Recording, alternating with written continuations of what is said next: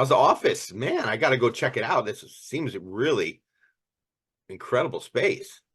Here's I'll do the for the Nice. no. So when Nice. you walk in, you see our flag, water distro, That's book, awesome. book section. Then we're turning the area to that brown thing is the studio, and then I think we're going to um, bring our hydroponics and our tower gardens over here, and I want to house everything in one space. It's a lot of work, man, but for a lot of groups, just real quickly, one of the hardest things to get anywhere is space. And so if you're on the East Coast, Jersey specific, if you need to host a community event, NWC will absolutely host it as long as it's free.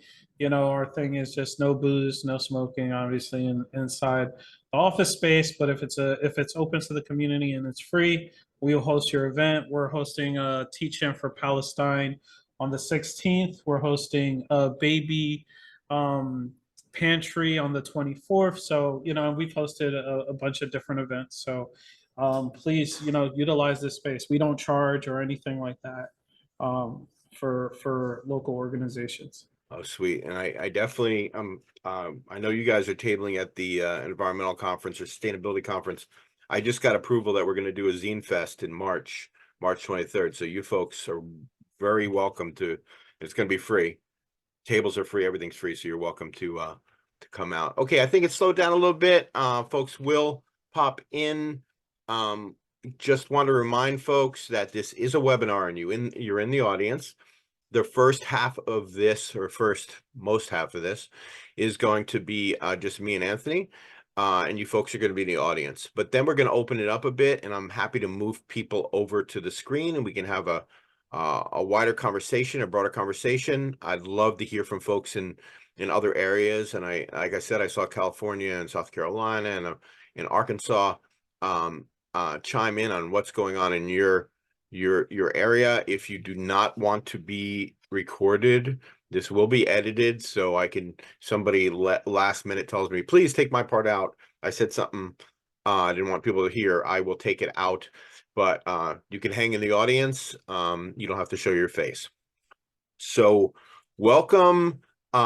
This is our first webinar for the Socialist Party's campaign to end the prison industrial complex and abolish the carceral state. It's a campaign for police and prison abolition, education, and action. So I really appreciate folks coming out on a Tuesday evening to chat a little bit with our friend Anthony. My name is Greg Payson. I'm National Secretary of the Socialist Party and will be facilitator of today's conversation. Anthony will describe himself probably best, but I'll give a quick rundown. Anthony is the executive director of the Newark Water Coalition, a grassroots community organization in Newark.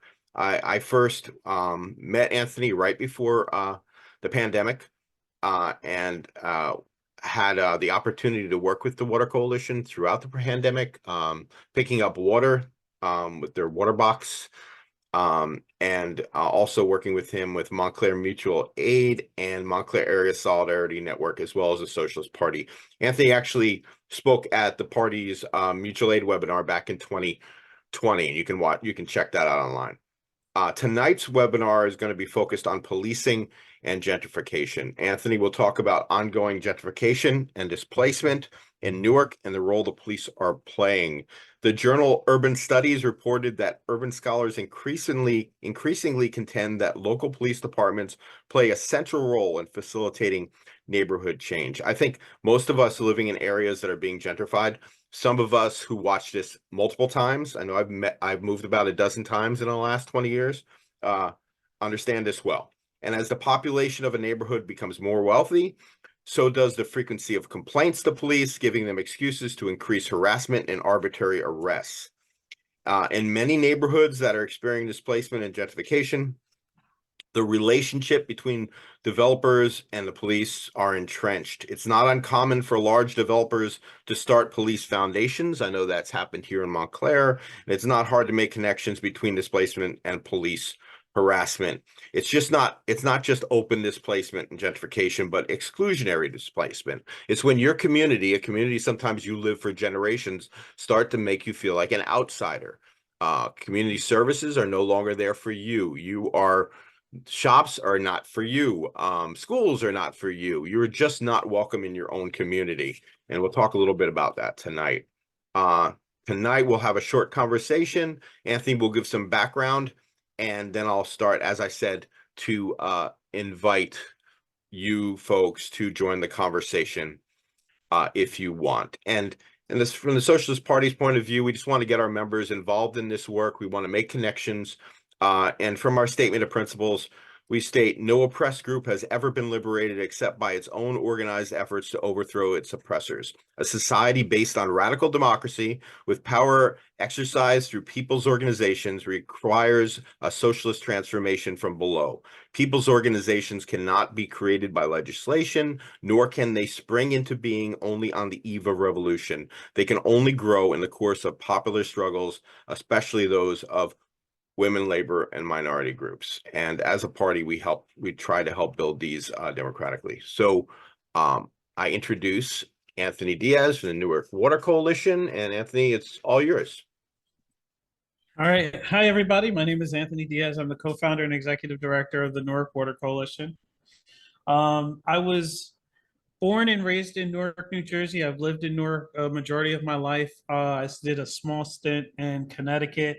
I've been an organizer since high school here. I did a lot around housing and policing in the beginning. I was never an environmental justice guy.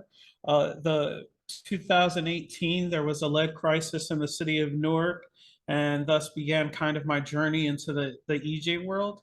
But you know, I've had friends who were part of the Socialist Workers Party and different leftist groups, so I've always been around that world, and that's helped me kind of solidify a lot of my political leanings. So the Newark Water Coalition does a lot of material conditions. So it's like food and water. You know, under my leadership, I believe that our people, you know, we can't advocate and fight for ourselves until we're, you know, housing secure, food secure, and you know we're experiencing some comfort at mental health. The city of Newark is really interesting, especially being that I was born and raised here. I've been able to see it grow and change in a lot of different ways. And it's interesting, Greg had mentioned before about seeming like a stranger, because there's often times where I am walking down this, you know, Broad Street in the city of Newark, and you see a Whole Foods down there, and you see a high-rise apartment, and then you start to feel like you're an outcast here, or the populations that move into those buildings kind of make you seem like another or like a stranger in your own community. And the topic of gentrification, I've been speaking more and more on this, and I never really thought about how it relates to my own life. And so my elementary school was divided into two. It was like, you know, K through 3 and then 3 through 8. So the K through 3 elementary school is now a parking lot. And now my 3 to 8 middle school is a charter school. They originally were going to turn it into luxury apartments. Some of the community members pushed back, and then Newark Public Schools ended up selling it to a charter school. My high school was purchased by Shaquille O'Neal and turned into luxury apartments. So at all 3 levels, I don't have anything to go back to. I don't have anything to kind of have memories and be fond over. And, you know, I never thought about it in this way, but gentrification plays a real distinct role in my life. And one of the things that Newark Water Coalition has done recently, or I honestly think one of our weakest points, is housing. And so over the last year specifically, we've had 3 to 5 members evicted because their landlord sold their house. A new landlord came in, he was like, I can raise the rents, pushed everybody out. We work with a lot of undocumented folks and first-time immigrants here in the city of Newark, and we're seeing that population grow even more. And oftentimes these folks say, you know, I don't want to cause any trouble, or I don't want to get the police involved because then my immigration status might come up and things like this.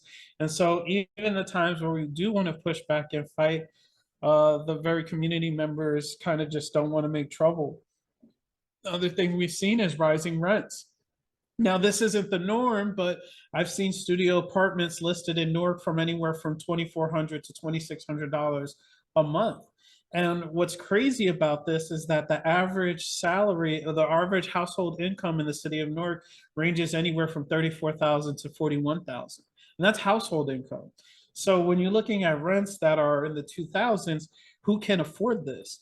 And 78% of Newarkers are renters. So who, you know, they're building all of these apartments, and they're doing it in a way that, like, Newark has one of the strongest rent control ordinances on the books. We have a lot of tenant laws. We have inclusionary zoning. But the thing is we can have all of these laws on the books, but nobody is holding these people accountable for these laws. 10% of all new developments should have, or 10% of new developments should have affordable housing in it, but they all have minimum salary requirements and things like that. And they don't help anybody. Recently, one of our friends was evicted, and this led us to occupy the steps of City Hall with tents. This was met with severe police repression and oppression.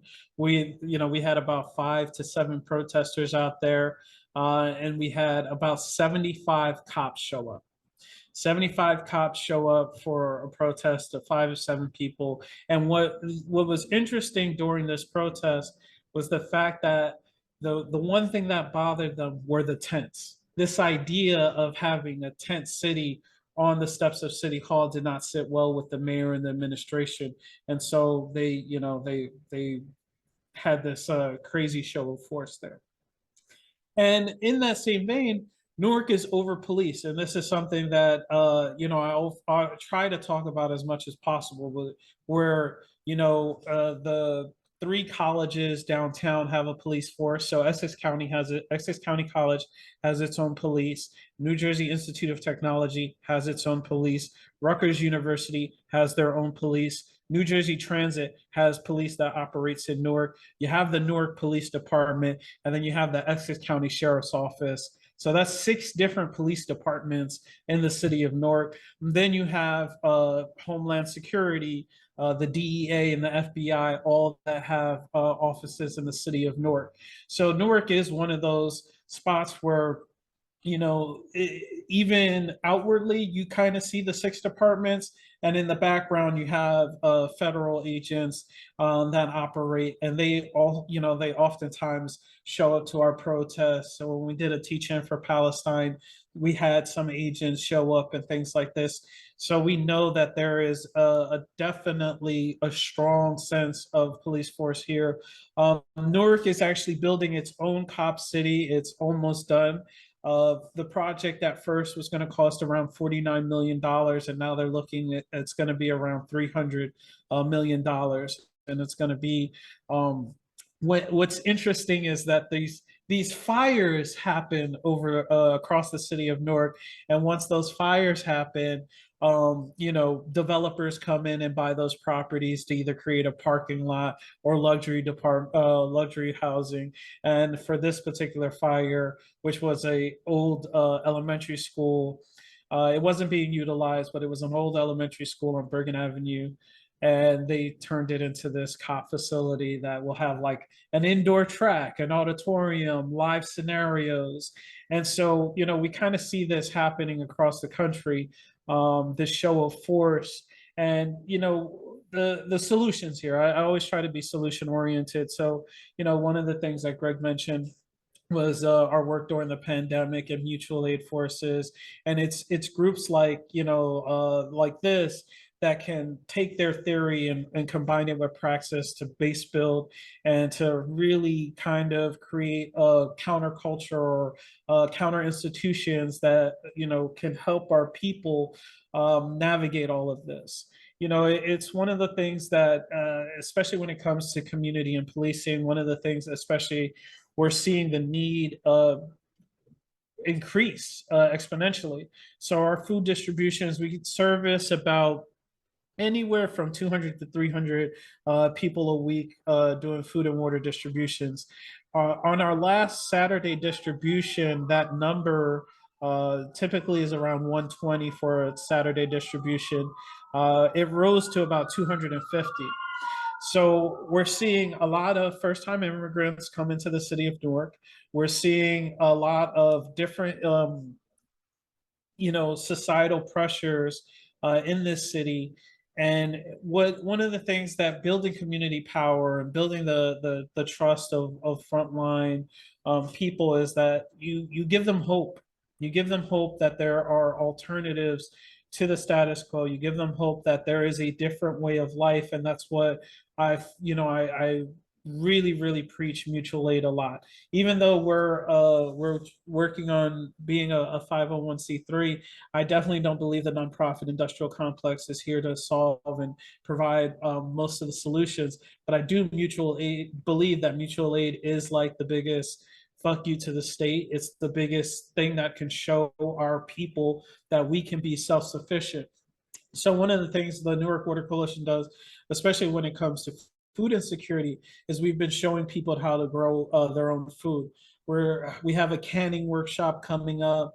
We've done a mushroom workshop. We have hydroponics in our office. We have a partnership with Muncie Three Sisters Farm, which is with Chief Man of the Lenni Lenape people of the Turtle Clan specifically. So it's all these food sovereignty programs that we're showing with each other. The other thing, when it comes to housing in the city of Newark, and this kind of relates to the policing and even the Palestine issue, one of the things that, and it will all make sense, is that you also have a lot of a specific religious set buying up property in the city of Newark. And then we have to have a conversation with community members with the difference between Zionism and Judaism and how all of these issues interconnect and all of these problems remain relevant.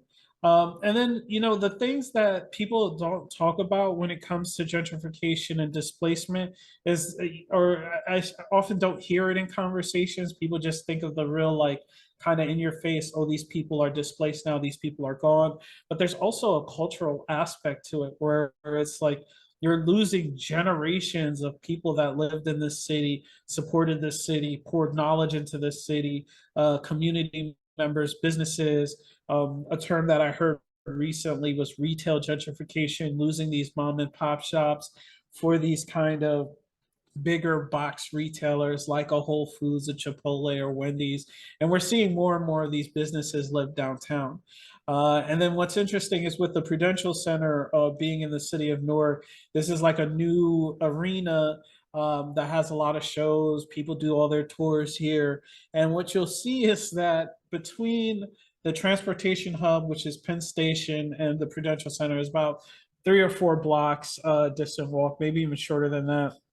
And you will see the most police that you have ever seen in the city of Newark, making sure that nothing happens to these tourists.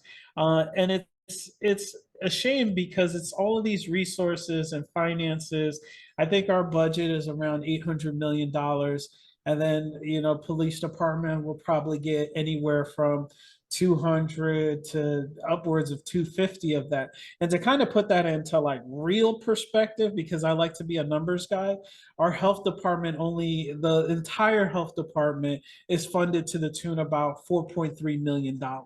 So you're spending, 150, 200 million on policing and then $4.3 million on health. It shows you where the priorities are in the city of Newark. And then you have like your regular kind of I think Greg mentioned earlier, where you have this increased activity or phone calls and disturbances. Newark is very segmented, like a lot of other cities. You have your heavily African American population, your heavy immigrant and Latino population. And so all of these different areas of Newark inherently have all of their different cultures there.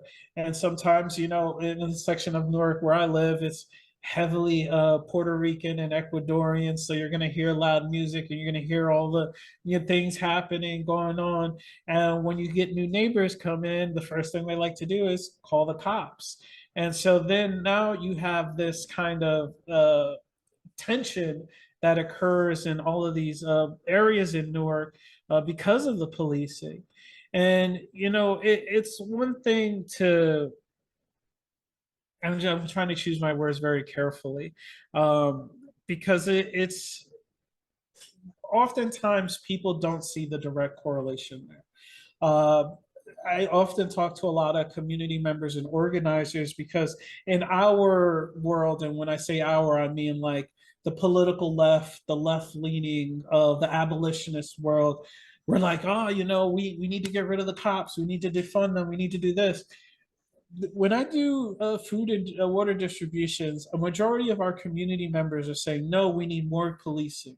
So it shows, you know, to me very tangibly that we need to do more education when it comes to these topics. We need to do more education when it comes to the budget breakdown and saying like where our dollars go and you know what it means to have these kinds of new police training facilities in cities like Newark, where you know recently there was a report done. Five middle schools in the city of Newark only had one third grader that could pass the standardized test in reading, but then our police department is getting state of the art Suburbans for you know for whatever reason.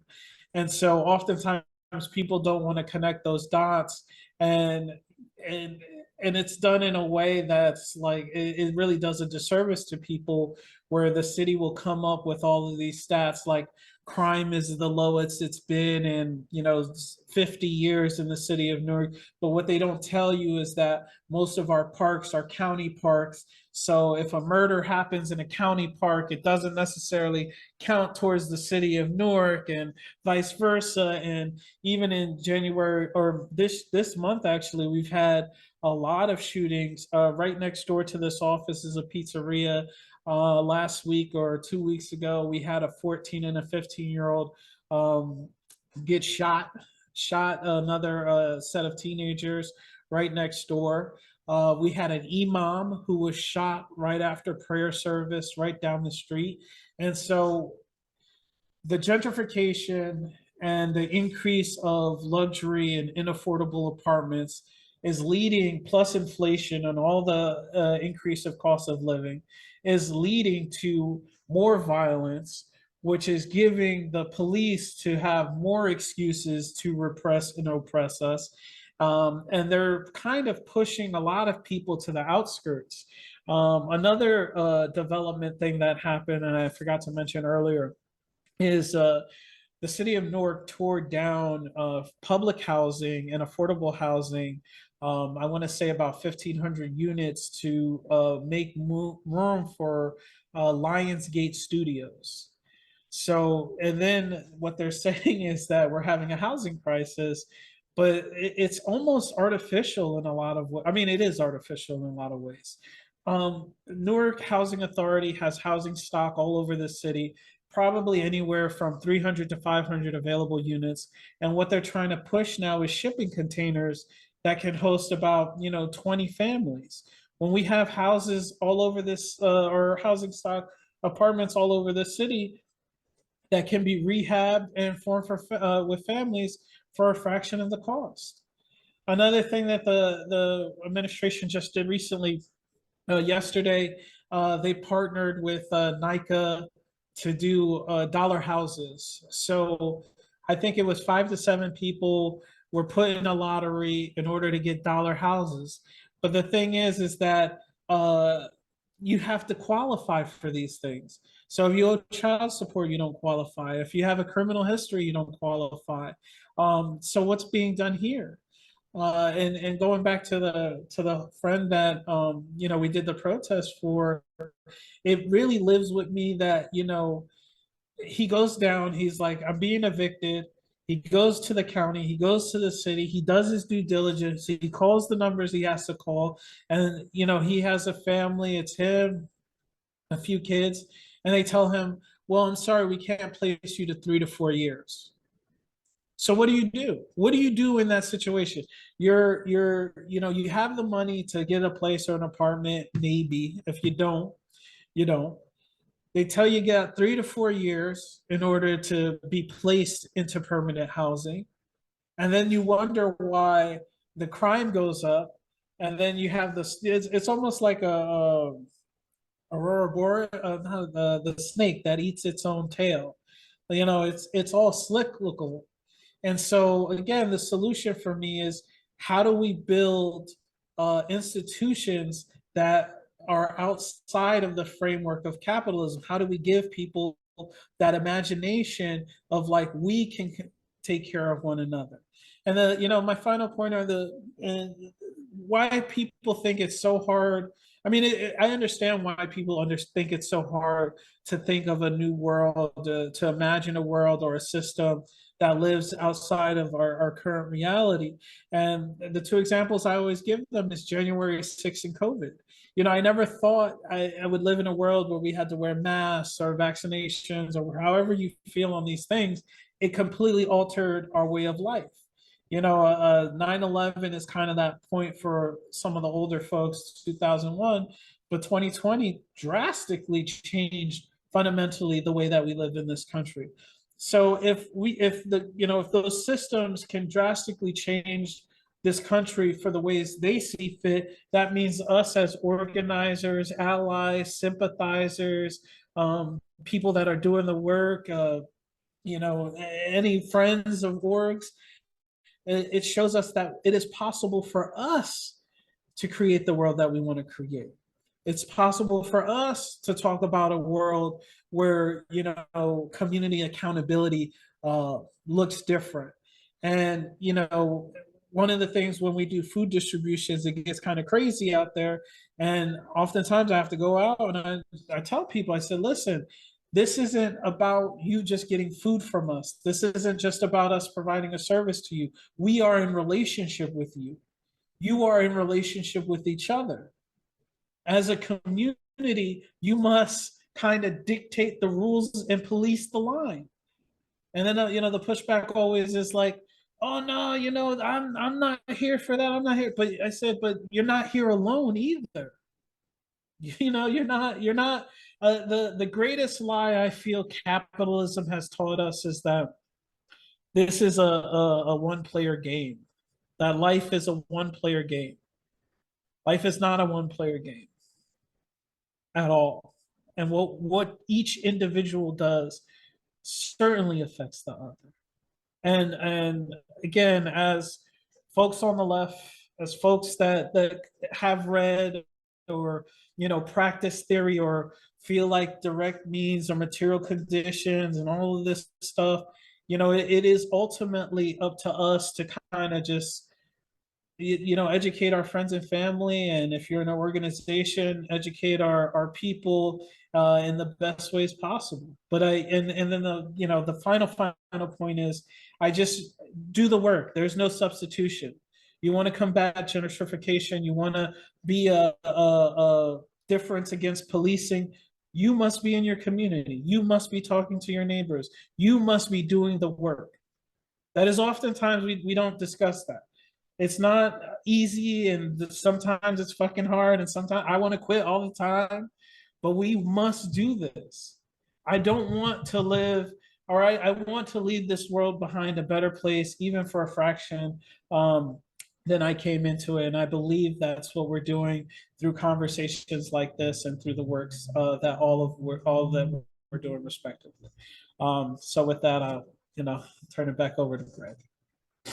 All right. Thank you, Anthony. And thank you for making us feel old by saying for the old timers in September 11th. Man, God damn it.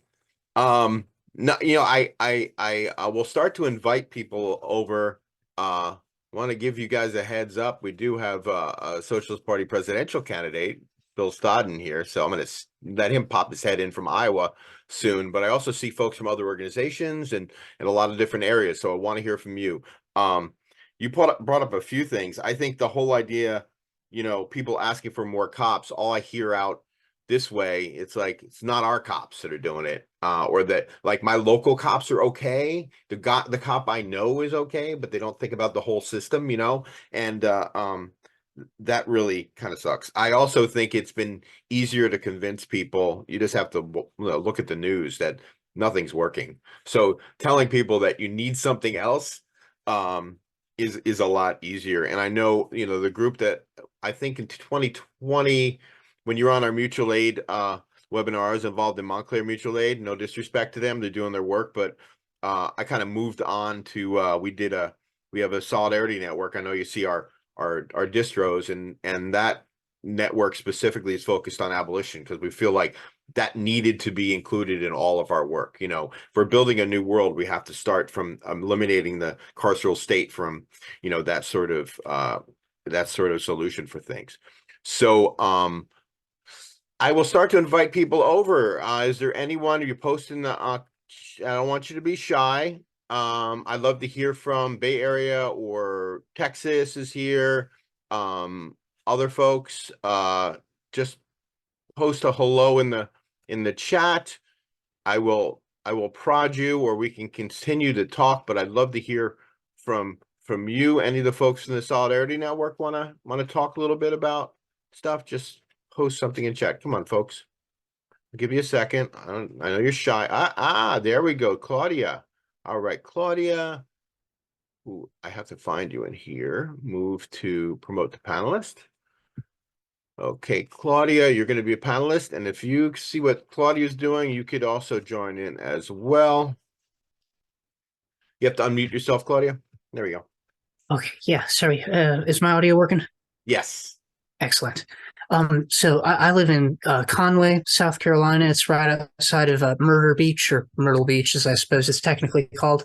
It's in Horry County. And for those, I'm sure most people maybe are aware, but those who aren't. Myrtle Beach, to the best of my knowledge, is by volume the most populous tourist destination in the United States. Some 19 million people visit annually, and the entire county is verbosely policed, just in an interest of protecting those property interests, right? I know along the actual coastline, it forms this contiguous conurbation, ripe with these gated communities that are, some gated communities you can imagine as a prison, but it's almost like the inverse of a prison. We must keep the peasants out. It's more like a fiefdom, right? And in those communities, they actually have their own private police forces, which may not be legally allowed to arrest people, but they'll do it anyway, right? But more broadly, the effort towards gentrification is very pronounced, I think. In fact, the county as a whole, I think, forms this microcosm of combined and uneven development, where along the coast, that is the most popular tourist destinations, it is extremely developed. There are just tons and tons of these very, very large hotels and very wealthy developed neighborhoods, and not 10 minutes out of the city limits, you're in just swamp, which is where I live. But the police presence extends to there, and in between, during the years, or the summer months in particular, there's a very large population of transient laborers who will come in here for work, which is absolutely appropriate. It makes sense. We actually need them, but there is not enough places to house or facilitate anything. And the city council has no ambition to furnish housing. And so what ends up happening is that we have very large, just plots of land where people will find themselves forced to live on. And the developers will try to evict them of county land. It's not actually technically part of the municipality of Myrtle Beach. And so the Myrtle Beach Police Department doesn't actually have jurisdiction over it. They can't actually force them out. And the county police is simply too busy with other things to do it. Recently, Myrtle Beach annexed a chunk of completely undeveloped land purposelessly, so that they could, as it was put in the city council meeting, clean it out. And I was at that meeting. I got laughed out in the comments part of the meeting, because I was like, you can't just say that you're cleaning out people. These people contribute directly to the city's development. These people live here. We need to provide housing for them. And they all thought I was just like a joke. And that kind of sheer apathy, the naked apathy towards the well-being of human people, I find just unconscionable. But it becomes very difficult to find a way to properly organize against it, simply because, like Anthony had observed, there is this desire not to make too many waves, as it were. This sort of thing where it's like, well, geez, if my boss knows that I'm doing this, they're just going to fire me, because pretty much all work in this neck of the woods is expendable. They're replaceable cogs as they see it. And yeah, I just wanted to say thank you so much, Anthony, for giving your talk, because I find this extremely relatable, and I look forward to learning more organizing techniques, because I'm sort of at a loss.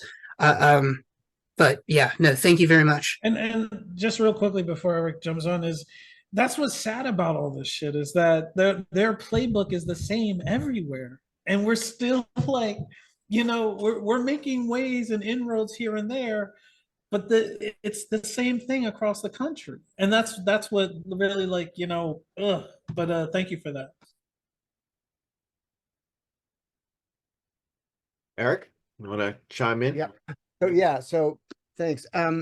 So I'm in Montclair, so connected to Greg, and I've done stuff bringing water to Newark, so I know Anthony from that. So one of the things that we've talked about, and I think this may be helpful, is rather than talking about gentrification, is to talk about displacement, right? And that, like, gentrification sounds like there's like two sides to it, right? Like, oh, well, they're gonna, we're gonna get a better coffee shop or whatever, but people are gonna lose their houses. But displacement is a very accurate description of what's happening, right? And then that connects to Palestine, right? That connects to, Native American reservation. It connects to everything, right? So displacement as a way to talk about it rather than gentrification might cut to the political dynamic that encourages people to think about that, rather than just kind of, I don't know, gentrification maybe has a mixed message, but displacement does not, right? So I wonder if that's something that Greg or Anthony, you want to talk about.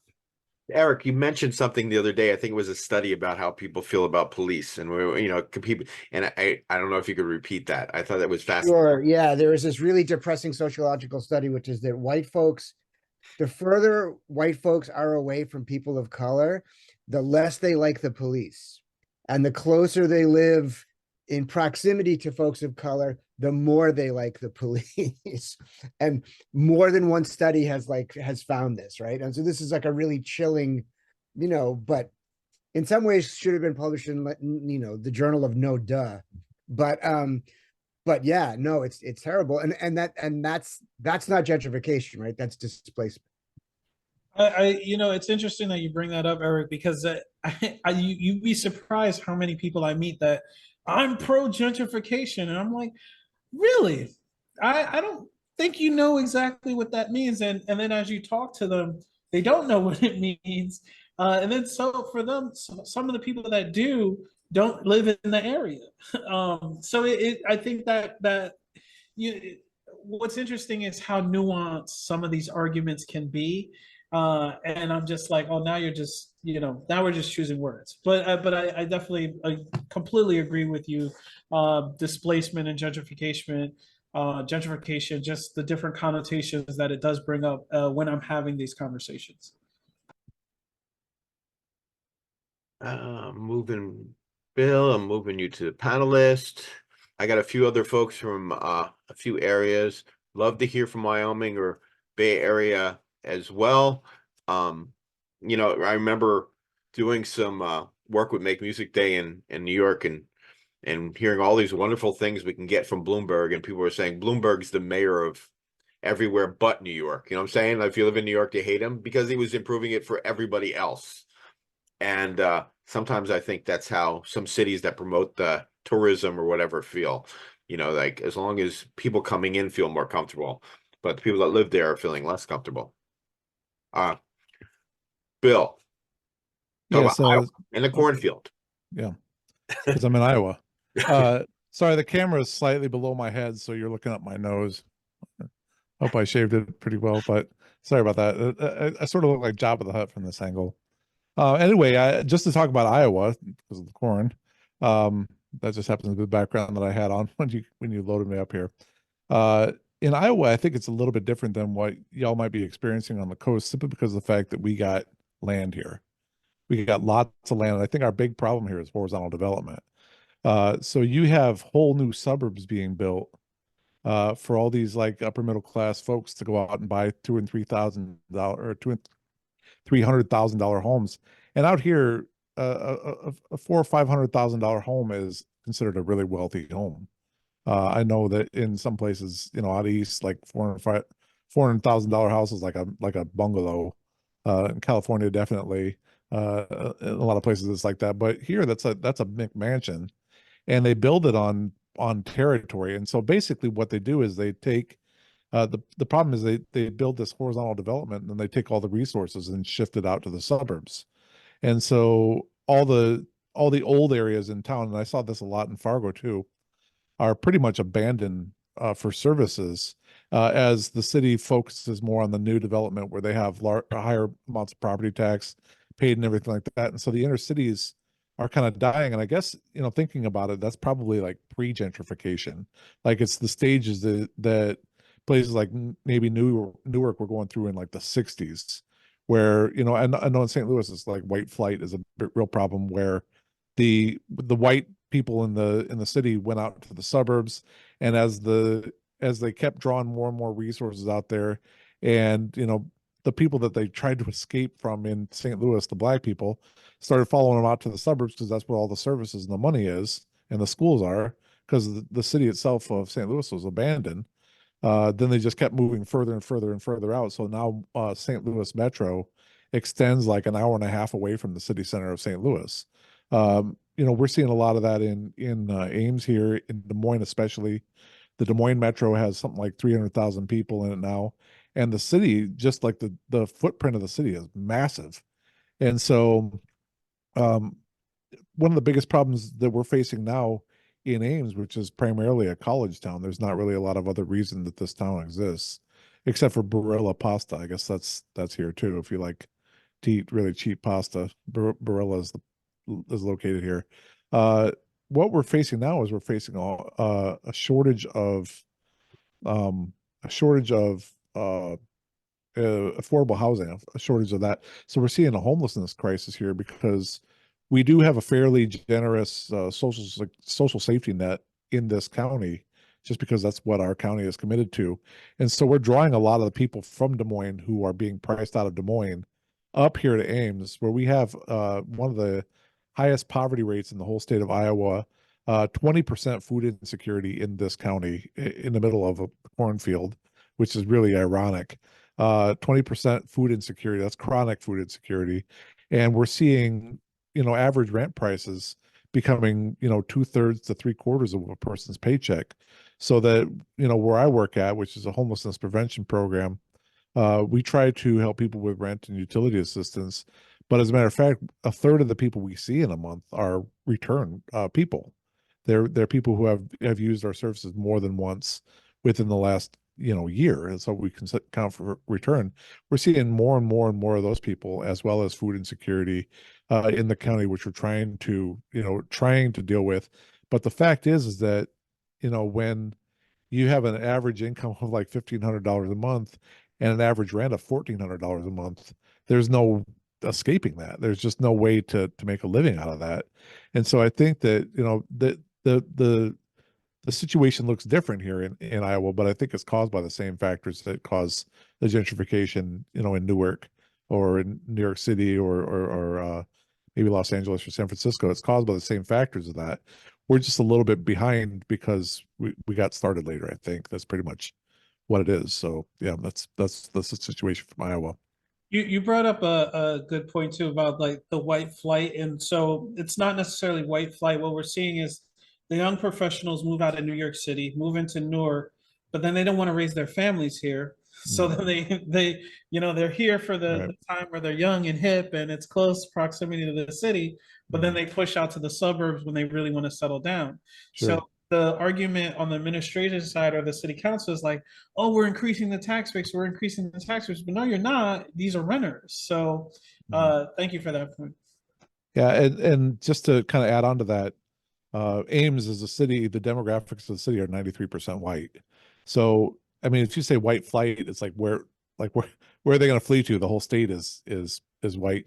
There's not people that they're really running away from so much as they're running out to these neighborhoods where there's a certain status associated with living in that neighborhood, and this kind of stuff, and just basically dragging all the resources further and further and further out from the city center, where you have the same tax base, but now you have a much larger footprint for the city that actually costs, geometrically more to service those suburbs with the same tax base than you would if you even focused on vertical development here in the city.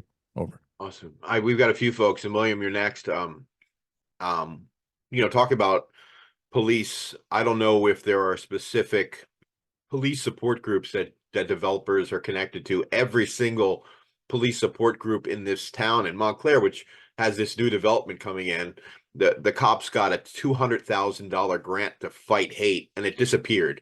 Right? We like, don't give them any more money, but they just took it and ran away with it. But you see every cop organization, pro cop organization, you see a developer like as chair. And I think William to talk about Arkansas, but also you have a big prison industrial complex there too. If I think that they probably a lot of people working in the prisons. Yeah, thanks, Greg, and thanks, Anthony, for speaking with us as well. As far as Arkansas is concerned, I live in northwest Arkansas, which is probably one of the more affluent areas of the state, just because of the concentration of the businesses, right? So we have the Tyson headquarters, we have the JB Hunt headquarters, which is a massive trucking company, and of course we have Walmart and Sam's Club headquartered here. And so in the context of policing, to kind of echo Anthony's comment about getting out and talking to people, it's similar, but it looks different here. People, when they watched what happened in 2020 around policing, it was hard for Arkansans to make a correlation, even though we had conflict with police here. But the real-time impact is downtown Bentonville, where a lot of people historically have lived. Now you can't get property for less, the property itself, and we're talking very small parcels of land for less than $1 million. And so the entire Northwest Arkansas area is built on service sector labor, which is still at minimum wage. You cannot find affordable housing in the area. And as we're working 2-3 jobs, people are being pushed out. You are either and continue to criminalize homelessness, unhoused neighbors. It's just going to butt up against that. And this in 2022, Benton County rejected the prison expansion tax. And then just this last year, the Quorum Court went ahead and approved $30,000 for expanding the prison outside of the process. So you have groups of people influencing the state and the county and the local governments to continue to push these initiatives for what they want. And they're just completely ignoring people. Arkansas was one of the number was in the top 3, if not maybe one of the number 1 states for people moving to. I think Texas, California. We have people coming here, and we already have a housing crisis. There's nowhere for people to live, and so all of that is compounding the issues. On top of that, Arkansas has statewide they work with groups like ICE, right? So they raid the Tyson plants where those workers are coming in and being treated terribly by Tyson. They've been in, I don't know if any of you kept up with that, but the poultry workers were forced to work terrible conditions during COVID, not have the protections. And then on top of that, the communities are targeted by immigration. So it's all around bad, but it's all connected. And people, the more we can work together as a community to address the things, the better off we will be. And it just really spoke volumes. It's not an individual solution. It's got to be an everybody solution, working together. So while we don't have any big groups right now or coalitions that are pushing back against Arkansas, the prison industrial complex. I mean, we even sorry, I kind of scatterbrained, but we even in Fayetteville we had which is south of us. That was where that prison doctor was experimenting with the drugs, testing it on inmates, and they didn't even know what they were doing. And that was in national news as well. So it's just all around terrible. But you reminded me of something.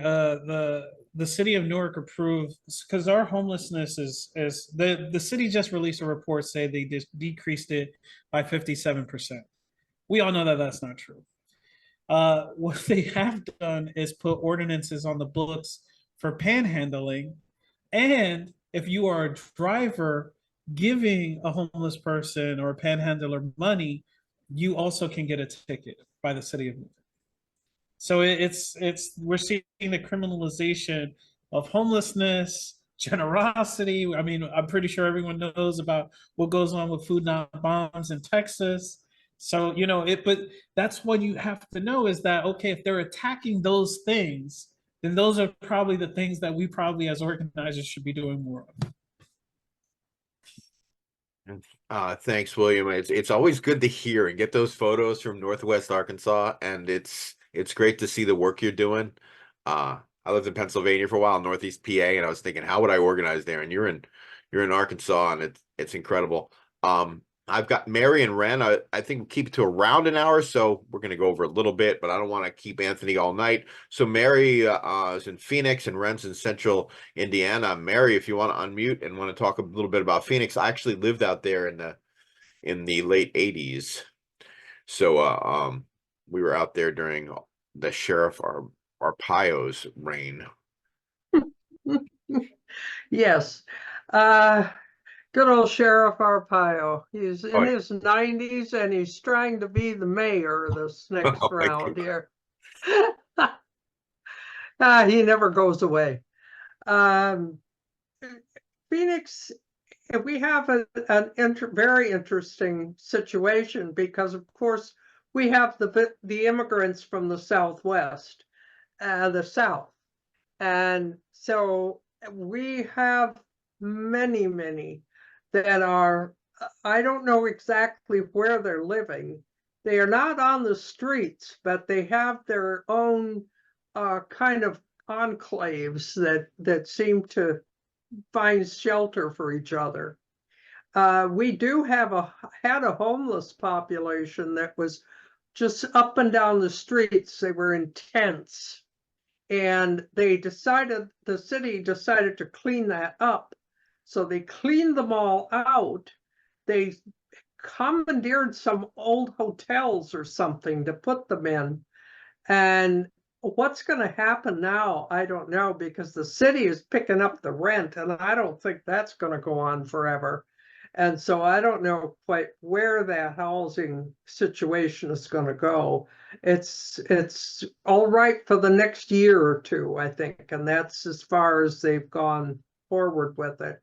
So between that and the humongous immigrant population, we've got people all over the place, and the housing is very expensive. There's no, I mean, I live in an apartment for two bedroom apartment, which I use one bedroom for an office, and it's like 2,300 a month.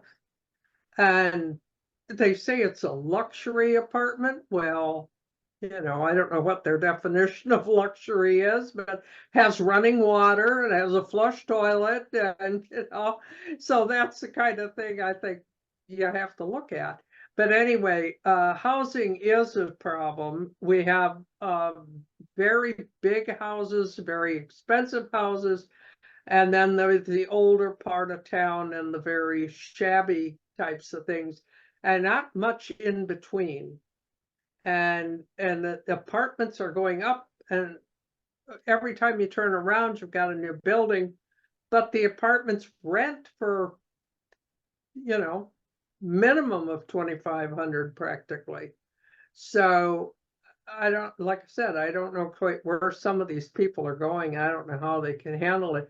There's the suburbs, of course, and they're not really in any better shape. We're in the suburb northeast of Phoenix in Fountain Hills and just outside of Scottsdale. And of course, that's where the money is. The real money is Scottsdale. But we were told when we said we were going to Fountain Hills, everybody said, I hope you have your checkbook with you. And well, it is expensive, but I think the only other place is the western part of the western suburbs are not as expensive, but they've got some other problems. There's more crime, I think, in the west suburbs than there is in the eastern suburbs. But I don't have any numbers to back that up. It's just what you hear on television. So anyway, the housing part is really questionable. It's going to be interesting to see how Phoenix works out with their homeless population, because we have a huge number of homeless, and they're going to need some help on the way on down. So it's just kind of a wait and see. Thanks.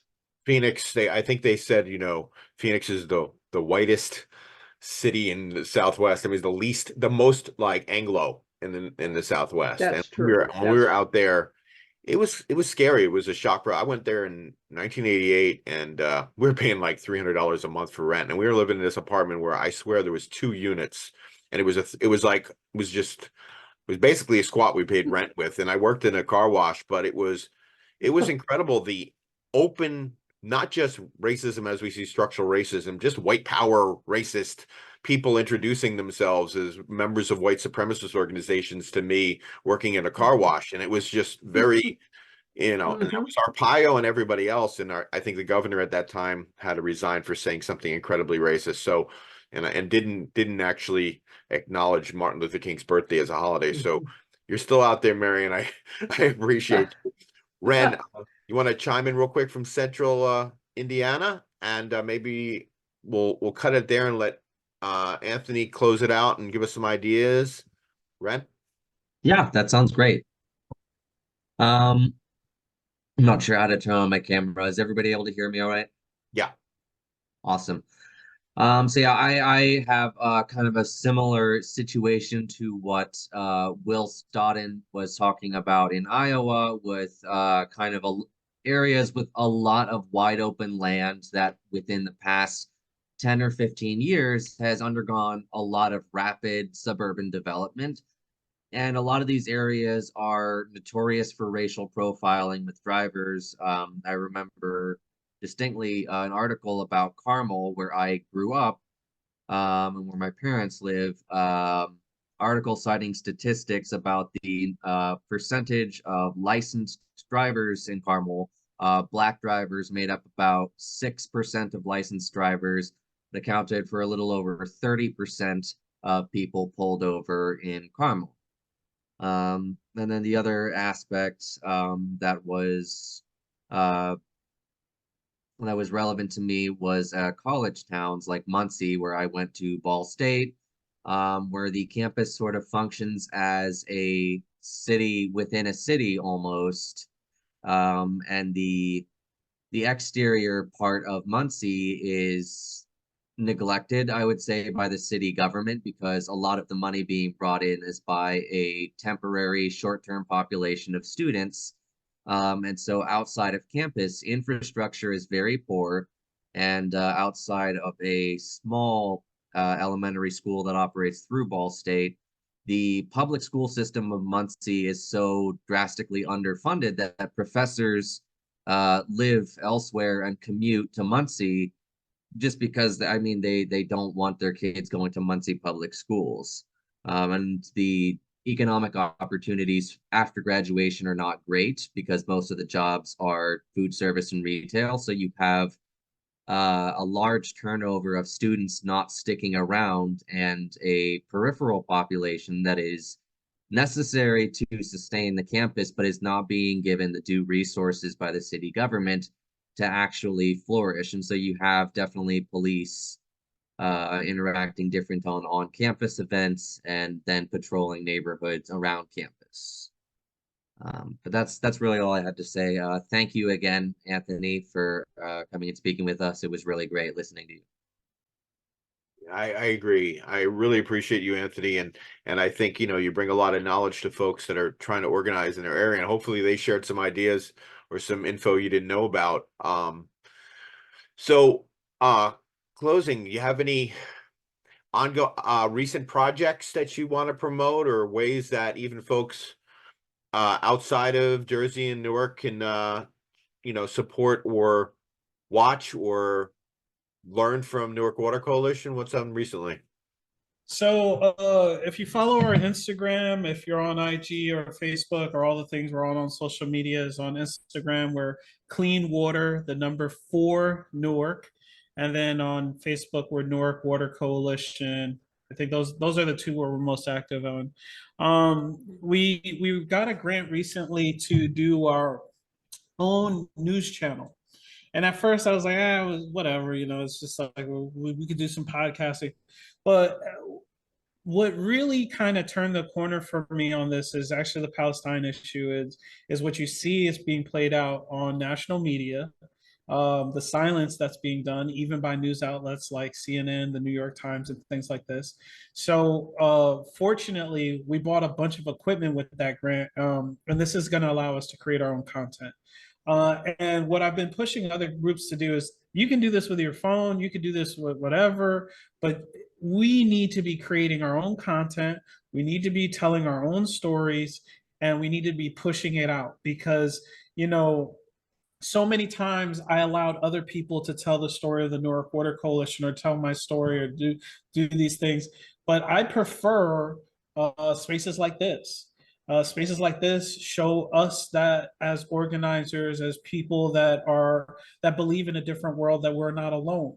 And I think that, to me, is invaluable in this time where, you know, I love hearing that everybody's so spread out in the different places. I fucking could not imagine organizing in Arkansas, but it's good. You know, it's good that you're doing it. You're keeping the good fight, and that you have a network of people that support and try to build you up. And so that we're not alone. Create your own content, tell your own story. There are less gatekeepers in 2024. We need to be organizing with our imagination. I always quote Malcolm X on this, because everybody quotes by any means necessary, but for me, that's use our imagination. By any means, let's get liberation using our imagination. We should not be doing the same things in 2024, because if we had the right way to win, we would have won already. So push yourselves, take care of yourselves, rest when necessary. I do believe that a new world will happen in our lifetimes. We just have to build it brick by brick, call by call. So thank you for inviting me to this space. And, and if there's anything that I could do in the sense of reciprocity, I will throw all of my contact information in the chat. Well, as Anthony is doing that, I just want to remind people that this campaign is just kicking off on February 11th. One of our Montclair Beyond Policing members, James Quee, is going to speak on abolition, intro, and next steps. He's going to give a presentation, and that's on February 11th. And there is an ongoing series of workshops in New Jersey that the Socialist Party of New Jersey, Public Square Amplified, Green Party, Montclair Beyond Policing, a whole bunch of groups are working on. And it's happening at the hub, which University of Orange is space in Orange. And our next meeting, and which will also include Zoom, will be on February 27th. And the topic will be cop cities. So for folks interested in that, I think it's really important. Anthony talked about what's happening in Newark. I also think we have to worry about new laws and rules being used to limit speech and imprison people for specifically doing anti-cop city work. And it's also connected to pro-Palestine work. So it's I hope you're able to make the 11th if you can. We have an email list that if you signed up when you signed up on the form, I will add you to, and I'll send information on the New Jersey Abolition Workshop as well for those who want to attend and those who want to attend by Zoom. Once again, it was a pleasure to have you, Anthony, taking your time. I do want to see the new space. I really hope we can do something like that by us, and I hope other folks can have spaces like that. And I look forward to the content on your new media channel. And if you want to record something, come on down. There we go. See, we got an invitation. It's on tape. All right, everybody. Well, thank you for everybody who came. Still chatting. Hope to talk to you soon. We'll send out a recap, and I will edit this and make it presentable so you can watch it or share it with your friends. And hope to see you on the 11th.